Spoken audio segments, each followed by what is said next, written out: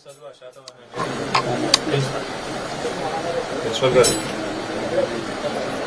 గారు నేను ఇక్కడ మన వెంకటేశ్వర గారి ఇంటికి వచ్చినాను. నేను చనిపోయింది కదా, మీ శాతవన స్కూల్లో వాళ్ళ పాప చదువుతుంది, ఫస్ట్ ర్యాంక్. ప్రసన్న. నమస్తే అండి. నేనేమంటున్నానంటే పాప ప్రసన్న కదా, ప్రసన్న ఆ అమ్మాయి ఇప్పుడు 5th క్లాస్లో ఉంది. మొత్తం ఆ అమ్మాయి 10th దాకా నేనే చదివిపిస్తాను. మీరు మీరు ₹1 కూడా మీరు తీసుకోకూడదు, నేనే మొత్తం కడతాను. ఓకే, వాళ్ళని అడగొద్దు. నేను చక్రపాణికి చెప్తాను, మీరు ఏమన్నా చక్రపాణి గారితో టచ్ అవ్వదు. Thank you. మీ పాప అసలు నేను కట్టిస్తా. 3 లక్షలు ఆ పాప పేరు మీద ఫిక్స్ చేయించిన. ఆమె పెద్దగా అయినాక వస్తుంది, ఒక 50,000 ఇస్తాను. ఇంకేమంటే కూడా నేను చేస్తాను, భయపడను. నేనేమంటున్నాను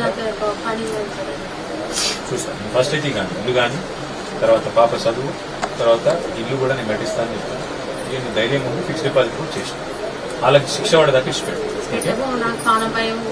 ఇక నేను చూసుకుంటే ఏమన్నా మన వాళ్ళు వస్తుంటారు, వీణ వాళ్ళు వస్తారు, శంకరాన్ని వస్తారు, ఏమున్నా మేమందరం వస్తాం. ఓకే పాప, ధైర్యం ఉండాలి. ఓకే,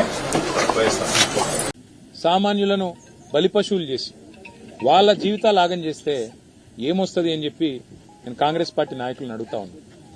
చనిపోయింది వెంకటేశ్వర గారు, చంపింది, అరెస్టు చేసింది ఓ చిన్న నాయకులు, చోటామోటా కాంగ్రెస్ నాయకులను అరెస్ట్ చేసినారు.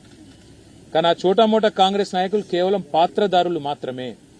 అసలు సూత్రధారులు పెద్దవాళ్లు వెనకాల ఉన్నారు, వాళ్ళు తప్పించుకున్నారు. కానీ మేము వదిలిపెట్టాం. ఆ తల్లి కూడా మమ్మల్ని అడిగింది ఒకటే, వెంకటేశ్వర గారి భార్య, అన్నా న్యాయం జరిగేదాకా మాతో ఉండండి అన్నారు. అసలు కథ అంతా ఎక్కడ ప్రారంభమైందంటే ఈ ఇల్లు మరి కొంత ఇబ్బందికరమైన పరిస్థితిలో ఉంది. కొత్త ఇల్లు శాంక్షన్ కావాలని చెప్పి కాంగ్రెస్ నాయకుల దగ్గర పోతే దానికోసం 4 రోజులుగా తిప్పించుకొని ఇవాళ ఈ పరిస్థితి తెచ్చినారు.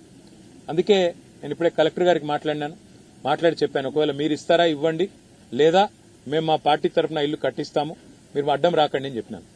రెండవది, ఒక 3 లక్షల రూపాయలు ఆ పాప మరి పెరిగిన తర్వాత, ఇప్పుడు 11 ఏళ్ల పాపకి, మేజర్ అయిన తర్వాత 18 ఏళ్ల తర్వాత అది మెచ్యూర్ అయ్యేటట్టు ఒక 3 లక్షల రూపాయలు పాప పేరు మీద డిపాజిట్ కూడా చేశాం.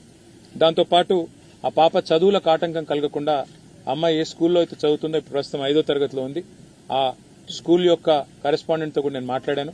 10th వరకు మొత్తం అన్ని రకాలుగా ఎలాంటి ఫీజు కానీ ఇంకోటి కానీ లేకుండా నేను పర్సనల్ గా బాధ్యత తీసుకుంటా అని చెప్పి, నా పాప తర్వాత ఏం చదువుకుంటా అన్న కూడా నేను చదివిస్తా అని చెప్పి కూడా ఆ తల్లికి మాటిచ్చిన. అట్లాగే కొంత ఆర్థిక సాయం కూడా, వారికి తక్షణార్థిక సాయం కింద కూడా కొంత పార్టీ తరఫున చేయడం జరిగింది. కానీ బాధ అనిపిస్తా ఉంది, ఇవాళ రాష్ట్రంలో ఎన్నడూ ఇలాంటి చిల్లర రాజకీయం, ఇంత చిచోరా రాజకీయం మేము ఎన్నడూ చూడలేదు. సామాన్యుల్ని చంపేసి రాజకీయ లబ్ధి పొందాలని, చంపి ఆత్మహత్యగా చిత్రీకరించాలనే చిల్లర ప్రయత్నం ఏదైతే ఇక్కడ స్థానిక సిరిసిల్ల కాంగ్రెస్ నాయకత్వం చేసిందో, ఇది ఎన్నటికీ కూడా క్షమించరాని ఒక నేరం. ఎన్నడూ కూడా ఏ సభ్య సమాజంలో ఎవరు కూడా అసహించుకునే ఒక దుర్మార్గమైన పరిస్థితి. నేను అందుకే పోలీస్ అధికారులను కోరుతా ఉన్నా, న్యాయం చేయండి దయచేసి. ఇందులో రాజకీయాలు అవసరం లేదు. దీని వెనుక ఎంత పెద్దవారున్నా వారిని బయటికి తీసుకొని రండి, ఈ కుటుంబానికి న్యాయం చేయాలని చెప్పి నేను సిరిసిల్ల ఎమ్మెల్యేగా, వారి ఫ్యామిలీకి మాటిచ్చిన ఒక సోదరుడుగా, ప్రజాప్రతినిధిగా డిమాండ్ చేస్తా ఉన్నా. వదిలిపెట్టం. ఆ కుటుంబానికి న్యాయం జరిగేదాకా కుటుంబం వెంబడ ఉంటాం.